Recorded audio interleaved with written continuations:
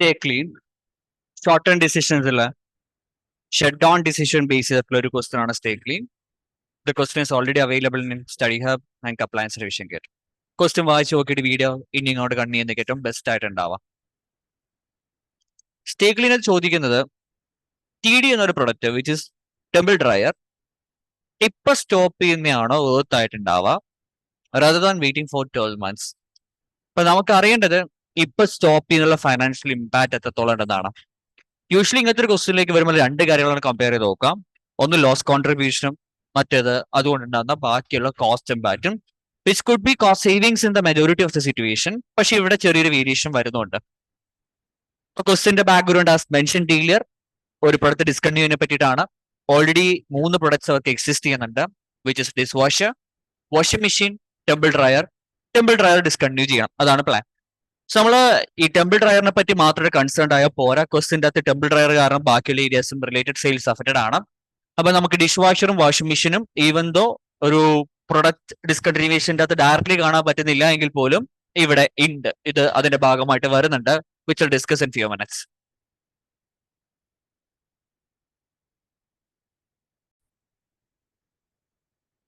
So നമ്മൾ പയ്യെ solution start ചെയ്യുകയാണ്. നമ്മൾ ആദ്യം സ്റ്റാർട്ട് ചെയ്യുന്ന ലോസ് കോൺട്രിബ്യൂഷൻ ആണ്. ഞാൻ ക്വസ്റ്റിൻ്റെ അകത്തുള്ള കുറച്ച് ഫിഗേഴ്സ് ഡയറക്ട്ലി കോപ്പി പേസ്റ്റ് ചെയ്തിട്ടുണ്ട് റെഫറൻസ് പർപ്പസിന് വേണ്ടിയിട്ട്. സോ ആദ്യത്തെ അഡ്ജസ്റ്റ്മെന്റ് അകത്ത് എന്താ പറയുന്നത് മനസ്സിലാക്കാം. സോ ഈ പറയുന്ന ടെമ്പിൾ ഡ്രൈവർ സ്റ്റോപ്പ് ചെയ്യുമ്പോൾ അവിടെ ടെമ്പിൾ ഡ്രയറിന്റെ സെയിൽസ് മാത്രമല്ല അഫക്റ്റഡ് ആവുന്നത്. ഈ ടെമ്പിൾ ഡ്രയറിന്റെ സ്റ്റോപ്പ് ചെയ്യുന്നതുകൊണ്ട് ഇത് കാരണം റീറ്റെയിൽ ആയിട്ടുള്ള കസ്റ്റമേഴ്സ് ഒരു 5% നമുക്ക് നഷ്ടപ്പെടുവാണ് for dish washer and washing machine. ഇപ്പൊ ടെമ്പിൾ ഡ്രയർ നിർത്തുന്നതുകൊണ്ട് ടെമ്പിൾ ഡ്രയറിന്റെ സെയിൽസും ഇല്ല, ആൻഡ് റിലേറ്റഡ് കസ്റ്റമേഴ്സ് ഡിഷ് വാഷറും വാഷിംഗ് മെഷീന്റെ സെയിൽസ് കുറയുന്നതുകൊണ്ട് 5% കുറയുന്നുണ്ട്. നമുക്ക് അഡ്ജസ്റ്റ്മെന്റ് നോക്കാം. ഇപ്പൊ ഡിഷ് വാഷറിന്റെ കേസിൽ വിച്ച് ആൾ റൈറ്റ് DW നമുക്ക് എത്ര കോൺട്രിബ്യൂഷൻ നഷ്ടമുണ്ട്? 5,000 മൾട്ടിപ്ലൈഡ് ബൈ 80 മൾട്ടിപ്ലൈഡ് ബൈ 5% ആണ്. ഇനി വാഷിംഗ് മെഷീന്റെ കേസിലാണെങ്കിൽ അത് 6,000 മൾട്ടിപ്ലൈഡ് ബൈ 170 മൾട്ടിപ്ലൈഡ് ബൈ എത്ര പെർസെന്റേജ് ആണ്? 5% നഷ്ടമാണ്. ആൻഡ് ഇവിടെ ടെമ്പിൾ ഡ്രൈവറിന്റെ കേസിലേക്ക് വരുമ്പം ടെമ്പിൾ ഡ്രൈവർ നിർത്തുന്നതുകൊണ്ട് നഷ്ടമല്ല ഉള്ളത്, ലാഭമാണ്. കാരണം അവിടെ 1,200 യൂണിറ്റ്സിന് നേരത്തെ നെഗറ്റീവ് കോൺട്രിബ്യൂഷൻ ഉണ്ടായിക്കൊണ്ടിരുന്നത്, നിർത്തിക്കഴിഞ്ഞാൽ നമുക്ക് എത്ര സേവിങ്സ് അവിടെ ഉണ്ട്? 12,000 സേവിങ്സ് ഉണ്ട്. സോ ബാക്കി രണ്ട് ഫിഗർ കോസ്റ്റ് ആയതുകൊണ്ടും ഇതൊരു സേവിങ്സ് ആയതുകൊണ്ടും നെഗറ്റീവ് സൈഡ് ഞാൻ ഡിഫറൻഷിയേറ്റ് ചെയ്യാണ്, അതിനെ സം എടുക്കുവാണ്. ഇതാണ് നമ്മുടെ ലോസ് കോൺട്രിബ്യൂഷന്റെ സം ഫിഗർ വരെ.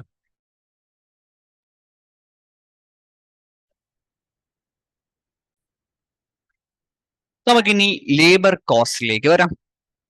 സോ ലേബർ കോസ്റ്റിന്റെ കേസിൽ ഇവർ തന്നെ പറയുന്നുണ്ട്, നമ്മൾ ഇമ്മീഡിയറ്റ്ലി നിർത്തുവാണെങ്കിൽ നമ്മൾ റിഡൻഡൻസി കോസ്റ്റ് എത്ര പേ ചെയ്യണം?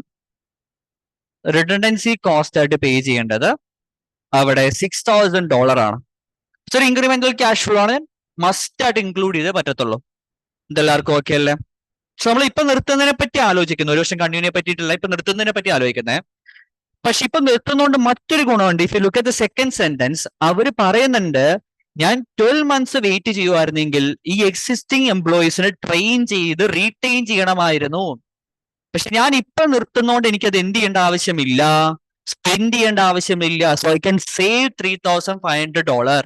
അപ്പൊ നമ്മള് ഇപ്പൊ നിർത്തുന്നതുകൊണ്ട് ആ ഫ്യൂച്ചർ ക്യാഷ് ഫ്ലോ ഇൻക്വയറി ചെയ്യാതിരിക്കുവാണ്. നമ്മൾ ആ പറയുന്ന പൈസ എന്ത് ചെയ്യുന്നില്ല, സ്പെൻഡ് ചെയ്യുന്നില്ല. അപ്പൊ നിങ്ങൾ ഓർത്തിരിക്കേണ്ട ഒരു കാര്യം, നമ്മൾ കൊടുക്കാനുള്ള ഒരു കാശ് കൊടുക്കുന്നില്ല എങ്കിൽ, പ്രിവെൻഷൻ ഓഫ് ഔട്ട്ഫ്ലോ സംഭവിക്കുവാണെങ്കിൽ, അത് കൊടുക്കാനുള്ള കാശ് കൊടുക്കുന്നില്ല എങ്കിൽ നമുക്കത് എപ്പോഴും ഇൻഫ്ലോ ആയിട്ട് ട്രീറ്റ് ചെയ്യാം. ഞാൻ ബാക്കിയുള്ള കോസ്റ്റ് ഐറ്റംസ് പോസിറ്റീവ്ലി ട്രീറ്റ് ചെയ്തുകൊണ്ട് ഈ ഇൻഫ്ലോ ഞാൻ എന്ത് ചെയ്യുന്നു, നെഗറ്റീവ് ഇട്ട് ഡിഫറൻഷിയേറ്റ് ചെയ്യുന്നു. ഡിഫറൻഷിയേറ്റ് ചെയ്യണമെങ്കിൽ അതാണ് ഏറ്റവും ബെസ്റ്റ് തിങ് ടു ഡു. അപ്പൊ നമ്മൾ ഓൾറെഡി ഉള്ള എംപ്ലോയീസിനെ മെയിൻറ്റെയിൻ ചെയ്യാത്തത് കൊണ്ട് ഉണ്ടാവുന്ന കോസ്റ്റ് സേവിങ്സ് എടുക്കുന്നു, റീറ്റെയിൻ ആൻഡ് റീട്രെയിൻ. സോ അതുകൊണ്ട് എനിക്ക് എത്ര കോസ്റ്റ് സേവിങ്സ് ഉണ്ടാവുന്നുണ്ട്? എനിക്കൊരു 3,500 കോസ്റ്റ് സേവിങ്സ് ഉണ്ടാവുന്നുണ്ട്. കോസ്റ്റ് സേവിങ്സ് ആയിട്ട് നെഗറ്റീവ് ഡിഫറൻഷിയേറ്റ് ചെയ്യുന്നു. ഓക്കെ, പക്ഷെ ഇപ്പൊ നിർത്തുവാണെങ്കിൽ ഈ പറഞ്ഞു വിട്ട ആൾക്കാരെ റീപ്ലേസ് ചെയ്യുന്നതിന്റെ ഭാഗമായിട്ട് ഞാൻ പുതിയ ആൾക്കാർ 12 മാസം കഴിയുമ്പോൾ എന്ത് ചെയ്യണം, പണിക്കെടുക്കണം. അതെനിക്കൊരു ഇൻക്രിമെന്റൽ കോസ്റ്റ് അല്ല. ഇപ്പൊ നിർത്തുവാണെങ്കിൽ, നിർത്തിയില്ലെങ്കിൽ അപ്പുറം നമ്മോട് സ്പെൻഡ് ചെയ്യണ്ടായിരുന്നു. ഇപ്പൊ നിർത്തുന്നതുകൊണ്ട് എനിക്ക് അഡീഷണൽ കോസ്റ്റ് വീണ്ടും എത്ര വരുവാണ്? റിക്രൂട്ട്മെന്റിന്റെ ഭാഗമായിട്ടും ആൻഡ് ട്രെയിനിങ്ങിന്റെ ഭാഗമായിട്ടും ഞാൻ അവിടെ എത്ര സ്പെൻഡ് ചെയ്യണം? 1200 സ്പെൻഡ് ചെയ്യണം. അപ്പൊ ഇത് ചെയ്യുന്നുള്ള നെറ്റ് ഇമ്പാക്ട് എത്ര കമ്പനിക്ക് വരുന്നത്? നെറ്റ് ഇമ്പാക്ട് വരും 3700 ആണ്.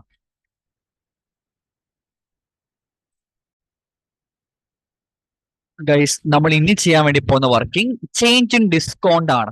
ഇപ്പൊ നിങ്ങൾ ചോദിക്കുമ്പോൾ നമ്മളെ why are you not considering the material cost?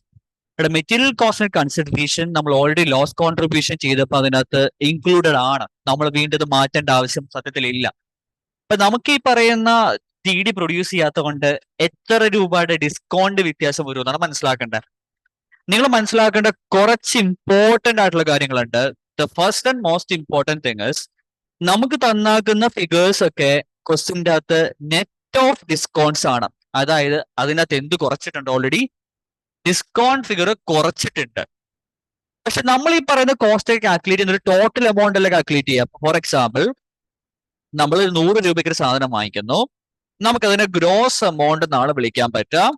ആ ഗ്രോസ് എമൗണ്ടിന്റെ മേലിൽ ലെറ്റ്സ് സേ നമുക്കൊരു 5% ഡിസ്കൗണ്ട് അപ്ലൈ ചെയ്യുവാണെങ്കിൽ നമുക്കവിടെ എത്ര കോസ്റ്റ് സേവിങ്സ് ഉണ്ട്? 100 നിന്നും 5% 5 കുറഞ്ഞു. ആ റിസൾട്ടന്റ് ഫിഗർ കിട്ടിയത് 95 ഇല്ലേ? അതിനെ വിളിക്കുന്ന പേരാണ് നെറ്റ് കോസ്റ്റ് എന്ന് പറയാം. അപ്പൊ നമുക്ക് തന്നാക്കുന്ന ഫിഗർ എന്താണ്? ഡിസ്കൗണ്ട് ശേഷമുള്ള ഫിഗറാ. അപ്പൊ നിങ്ങളുടെ ആരും ചോദിക്കുവാണെങ്കിൽ ഡിസ്കൗണ്ട് ഏതിന് മേളിലാണ് അപ്ലൈ ചെയ്യുന്നത് ചോദിച്ചു കഴിഞ്ഞാൽ അത് നെറ്റ് കോസ്റ്റിന് മേളിലാണോ ഗ്രോസ് എമൗണ്ടിന്റെ മേളിലാണോ? അതെപ്പോഴും ഗ്രോസ് എമൗണ്ടിന്റെ മേളിലല്ലേ ഡിസ്കൗണ്ട് അപ്ലൈ ചെയ്യുന്നത്. ആ ഡിസ്കൗണ്ട് ശേഷമുള്ള എമൗണ്ട് വിളിക്കുന്ന പേരാണ് എന്ത്? Net cost. Keep in this in mind. Let's deal the adjustment. അപ്പൊ material cost when T D is manufactured, T D manufacture ചെയ്യുമ്പോൾ എത്ര മെറ്റീരിയൽ കോസ്റ്റ് ഉണ്ട്? കിട്ടുന്ന ഫിഗർ നെറ്റ് കോസ്റ്റ് ആണ്. ക്വസ്റ്റിനകത്ത് തന്നെ പറയേണ്ടത്. അതെങ്ങനെ കണ്ടുപിടിക്കാം? ടി ഡി മാനുഫാക്ചർ ചെയ്തപ്പം എല്ലാത്തിന്റെയും മെറ്റീരിയൽ കോസ്റ്റ് കമ്പൈൻ ചെയ്യാം. Units multiplied by material cost plus units multiplied by material cost plus units multiplied by material cost ചെയ്യാം. ആൻഡ് ഈ തന്നാക്കുന്ന ഫിഗർ എന്ത് എമൗണ്ടാ ഗൈസ്? ഇത് നെറ്റ് ഫിഗർ ആണ്. ഒരിക്കലും മറന്നു പോവരുത്. ആൻഡ് അവര് പറയുന്നുണ്ട് അവരുടെ പർച്ചേസ് എബോ 960,000 ആണെങ്കിൽ, ഇത് എബോ എന്താണെങ്കിലും 960,000 അല്ലേ? അപ്പൊ അവിടെ എത്ര % ഡിസ്കൗണ്ട് അപ്ലൈ ആവുന്നത്? 5% ഡിസ്കൗണ്ട് അപ്ലൈ ആവുന്നത്. നമുക്ക് അവിടെ ഇപ്പൊ എങ്ങനെ ഗ്രോസ് എമൗണ്ട് കാൽക്കുലേറ്റ് ചെയ്യാം? സോ ഈ പറയുന്ന ഫിഗർ ഡിസ്കൗണ്ട് ശേഷമുള്ള ഫിഗർ അല്ലേ? വേണമെങ്കിൽ ഇത് 95% എന്ന് വിളിച്ചുകൂടെ? സോ ഡിസ്കൗണ്ടിന് ശേഷമുള്ള ഫിഗർ ആയതുകൊണ്ട് അത് 95% ആണ്. അതിന് 100% ആക്കാൻ ഞാൻ അത് എന്ത് ചെയ്യണം? ക്രോസ് മൾട്ടിപ്ലൈ ചെയ്യണം. കാരണം ഡിസ്കൗണ്ടിന് മുന്നേ ഞാൻ ഇപ്പോൾ എത്ര % പേ ചെയ്യുന്നത്? ഞാൻ 100% ആണ് പേ ചെയ്യേണ്ടത്.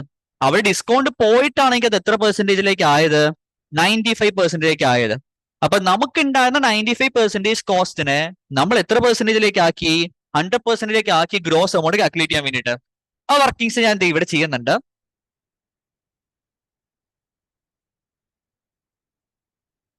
Divided by 95% multiplied by 100%.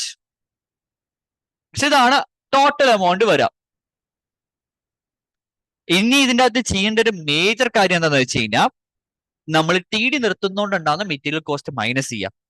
അപ്പൊ നമുക്ക് ഇവിടെ വീണ്ടും കിട്ടുന്ന ഫിഗർ നെറ്റ് കോസ്റ്റ് തന്നെയാണ്, ചേഞ്ച് ഒന്നുമില്ല. അതെങ്ങനെ കണ്ടുപിടിക്കാം? 1200 യൂണിറ്റ്സ് മൾട്ടിപ്ലൈഡ് ബൈ ടി ഡിയുടെ 50 യൂണിറ്റ്സ്. ഗൈസ്, വേറെ ഒരു വിഷയം കൂടിയുണ്ട്. ടി ഡി നിർത്തുന്നോണ്ട് ടി ഡിയുടെ മാത്രം മെറ്റീരിയൽ കോസ്റ്റ് അല്ല നമ്മൾ സേവ് ചെയ്യുന്നത്. നമുക്ക് ഡി ഡബ്ല്യുവും വാഷിംഗ് മെഷീന്റെ കേസിലും ചേഞ്ച് വരുന്നുണ്ട്. അതെന്തുകൊണ്ടാ? കാരണം ടി ഡി നിർത്തുന്നോണ്ട് നമ്മൾ എത്ര % സെയിൽസ് ലൂസ് ചെയ്യണം? 5% ലൂസ് ചെയ്യണം. നമ്മൾ അതും കൂടി എടുക്കണ്ടേ? അപ്പൊ അതെങ്ങനെ എടുക്കാന്ന് വെച്ച് കഴിഞ്ഞാൽ 5000 മൾട്ടിപ്ലൈഡ് ബൈ ഈ 70 പ്ലസ് 6000 മൾട്ടിപ്ലൈഡ് ബൈ ഈ 100. പക്ഷെ നമുക്ക് ഇതിന് എത്ര % എടുക്കേണ്ട ആവശ്യമുള്ളൂ? 5% എടുക്കേണ്ട ആവശ്യമുള്ളൂ. 5% എടുത്തു. ആൻഡ് അവിടെയും 5% ഡിസ്കൗണ്ട് ആണ് അപ്ലൈ ആവുന്നത്. അപ്പൊ ഇവിടെ നമ്മൾ വീണ്ടും ഗ്രോസ് കോസ്റ്റ് കണ്ടുപിടിക്കുന്നു. 1 മൊമെന്റ്.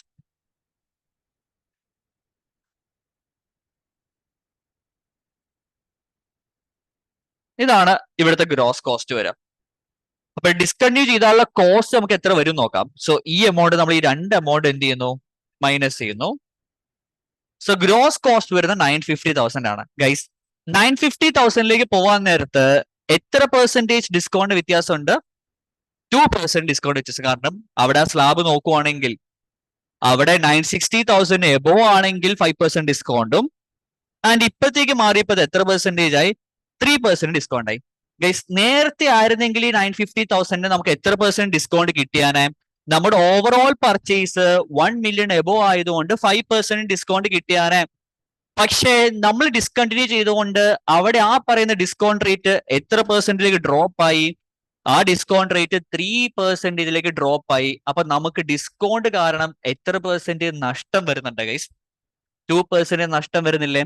അപ്പൊ ഡിസ്കൗണ്ട് മാറിയത് കൊണ്ട് ഉണ്ടാവുന്ന നഷ്ടം 2% ആണ്. നമുക്ക് നഷ്ടത്തിന് എന്തായിട്ട് കൺസിഡർ ചെയ്യാം? കോസ്റ്റ് ആയിട്ട് തന്നെ കൺസിഡർ ചെയ്യാം, ഒരു പ്രശ്നവും ഇല്ല. അപ്പൊ നമുക്ക് എത്രയുടെ കോസ്റ്റ് ആയിട്ട് വരുന്നുണ്ട്? ചേഞ്ച് ഇൻ ഡിസ്കൗണ്ട് കാരണം, എന്റെ ഡിസ്കൗണ്ട് എമൗണ്ട് മാറിയത് കാരണം എനിക്ക് 2% അഡീഷണൽ ആയിട്ട് സ്പെൻഡ് ചെയ്യേണ്ട വന്നു, അല്ലെങ്കിൽ നഷ്ടം വന്നു. സോ ഇതാണ് എമൗണ്ട് വരിക, വിച്ച് ഇസ് 19,000.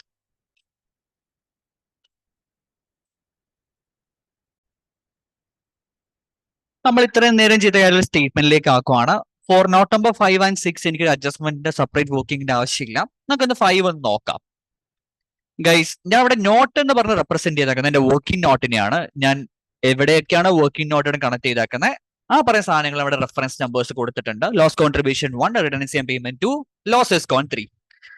ഗൈസ്, ഇവിടെ നമ്മള് ഈ പറയുന്ന കോൺട്രാക്ട്, ഈ പറയുന്ന TD എന്ന് പറയുന്ന സാധനം നിർത്തുവായിരുന്നെങ്കിൽ നമുക്ക് ഈ TDക്ക് പ്രൊഡക്ഷൻ ഉപയോഗിച്ചിരുന്ന സ്പേസ് മറ്റൊരാൾക്ക് ലീസിന് കൊടുക്കാമായിരുന്നു.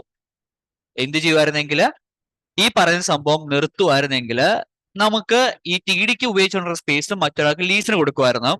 അപ്പൊ നമ്മൾ നിർത്തുന്നതുകൊണ്ട് അവിടെ എത്രയുടെ ഗുണമുണ്ട്? ഒരു റെന്റൽ ഇൻകം 12,000 കിട്ടുന്നില്ലേ?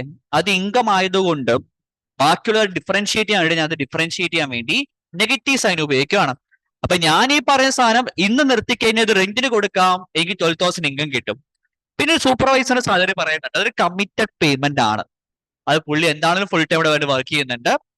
ഈ പറയുന്ന പ്രൊഡക്റ്റ് നിർത്തിയാൽ പോലും പുള്ളി അവിടെ ഉണ്ട്, പുള്ളി എംപ്ലോയിഡ് ആണ്. സോ അതിന്റെ അത്ര എമൗണ്ട് വ്യത്യാസം വരുന്നില്ല.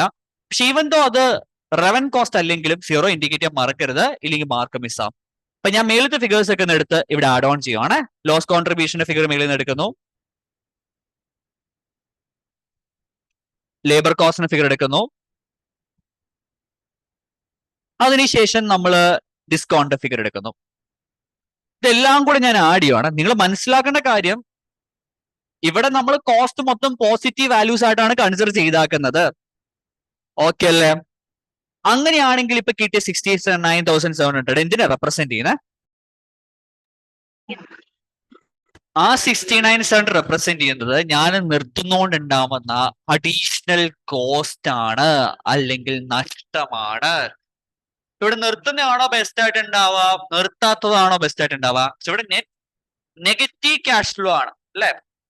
അപ്പൊ നിർത്തിക്കഴിഞ്ഞാൽ എനിക്ക് 69,700 അഡീഷണൽ കോസ്റ്റ് ഉണ്ടാവുന്നേ. അപ്പൊ അവിടെ എന്ത് ചെയ്യുന്നതൊക്കെ ഏറ്റവും ബെസ്റ്റ് ആയിട്ട് ഉണ്ടാവുക? നിർത്താത്തതല്ലേ? അപ്പൊ നമ്മുടെ കൺക്ലൂഷൻ ഇവിടെ എന്തായിരിക്കും?